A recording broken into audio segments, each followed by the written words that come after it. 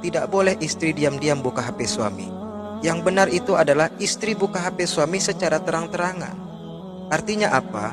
Ya, suami tidak perlulah buat password rumit supaya istri tidak bisa buka HP suami. Tidak perlu ada yang disembunyikan dari istri antum akhi, apalagi hanya sekedar isi HP.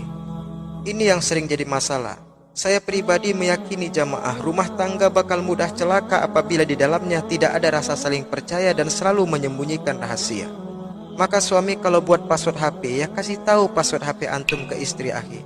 Katakan pada istri, ini passwordnya ya sayang, silahkan buka kapan saja, abang ridho kok. Insya Allah di dalamnya tidak akan sayang temu yang aneh-aneh. Masya Allah, kan enak kalau gitu rumah tangga jamaah. Dan kalau suami sudah pada titik itu meyakinkan Anda para istri, maka Anda sebagai istri pun harus mengerti bahwa percayalah pada suami dan tidak perlu mengulik HP suami sampai ke ranah privasi pekerjaannya.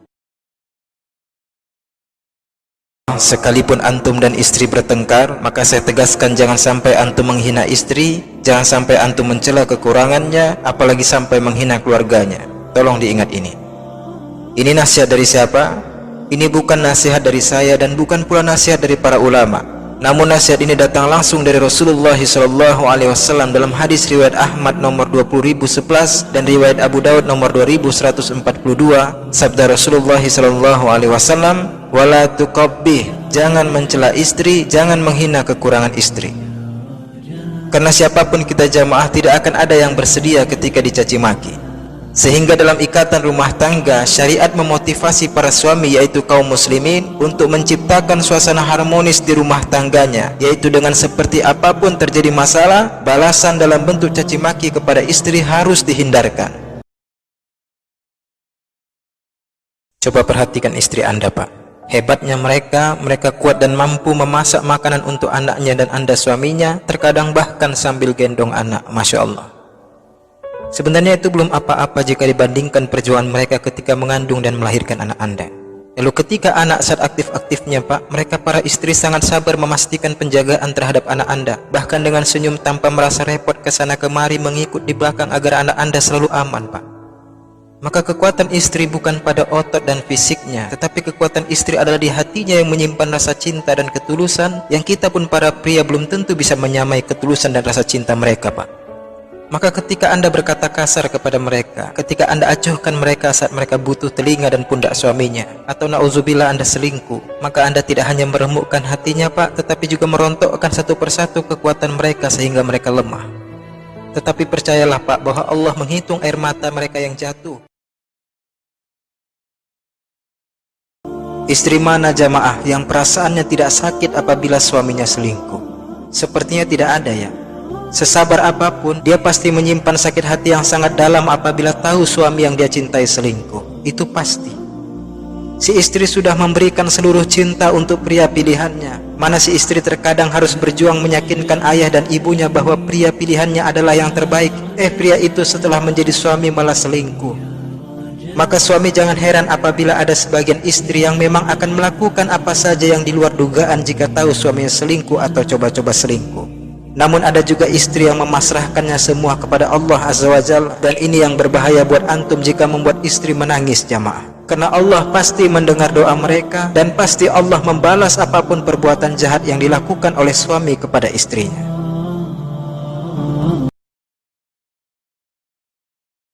Ustadz, bagaimana caranya agar saya tidak curigaan pada suami? Saya yakin semua ibu-ibu di majelis ini sangat ingin berusaha untuk menjadi istri yang selalu berpikiran positif pada suaminya. Tapi semua usaha yang Anda lakukan untuk menjadi istri berpikiran positif pada suami akhirnya bisa menjadi sia-sia, karena salah satunya adalah disebabkan pengaruh cuci otak oleh kebiasaan Anda menonton sinetron yang kualitas sinetron hari ini memang sangat memprihatinkan. Kebiasaan menonton sinetron dapat menyebabkan reformasi pikiran, yaitu menyebabkan rekayasa pembentukan ulang tata berpikir dan perilaku Anda pada suami. Misalnya drama suami jahat yang dipertontonkan sinetron menjadikan pikiran Anda terdoktrin bahwa semua suami seakan-akan seperti itu, sehingga Anda selalu berperilaku curiga pada suami. Padahal suami tidak pernah berbuat aneh-aneh di luar sana. Padahal suami bersungguh-sungguh mencari nafkah buat istri dan anak-anaknya.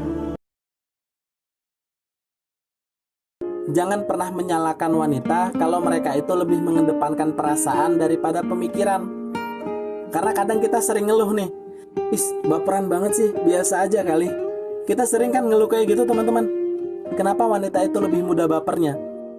Karena Allah menciptakan mereka itu dari tulang rusuk kiri, dekat di hati untuk dicintai, dekat di tangan untuk dilindungi.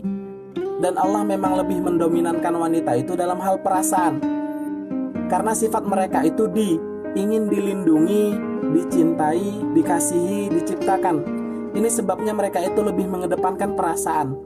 Lalu bagaimana biar mereka itu nggak baper? Ini kuncinya. Kalau kita sekedar ingin singgah, bersikaplah seperti tamu. Biar mereka itu nggak salah, harus menyuguhkan kopi atau hati.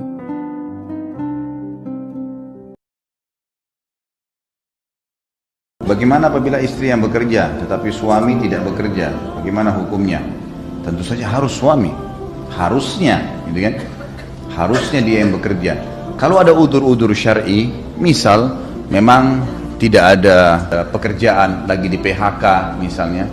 Jadi itu nggak ada masalah. Tapi antum sebagai laki-laki jangan diam, bekerja apa saja. Selama halal bekerja. Dan harus kasih, walaupun istri mampu. Ya, kalau tidak ada udzur, laki-laki itu cuma pengangguran. Seperti banyak akhwat-akhwat kita waktu saya diundang di Hong Kong waktu itu, ada banyak TKW kita, mungkin 150.000 orang di sana. Mereka tadinya berangkat karena disuruh oleh suaminya, dan suaminya di Indonesia duduk manis, tidak cuma terima uang tiap bulan gaji istrinya, nanti beli motor, nanti gini, dan keluhannya banyak. Dan itu sudah begitu selingkuh lagi, udah pakai hasil keringatnya istri kemudian buat ini laki-laki apa ini? Ini perbuatan yang haram, tidak boleh.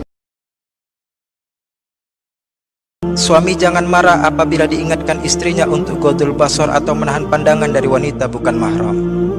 Sebab apabila suami marah, maka hati-hati, karena pada saat itu marahnya antum wahai para suami bukan pada istri, tetapi sesungguhnya marahnya antum pada saat itu adalah kepada Allah Azza wa Jalla.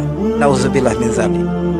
Karena ketika istri memohon supaya antum suaminya jangan melirik foto maupun video wanita bukan mahram apalagi di sosial media, maka sesungguhnya dia telah mengingatkan antum agar patuh pada perintah Allah Azza wa Jalla, yaitu surah An-Nur ayat 30. Qulil mu'minina yaghuduna min absarihim wa yahfazu furujahum dzalika azka lahum innallaha khabirum bima yasnaun.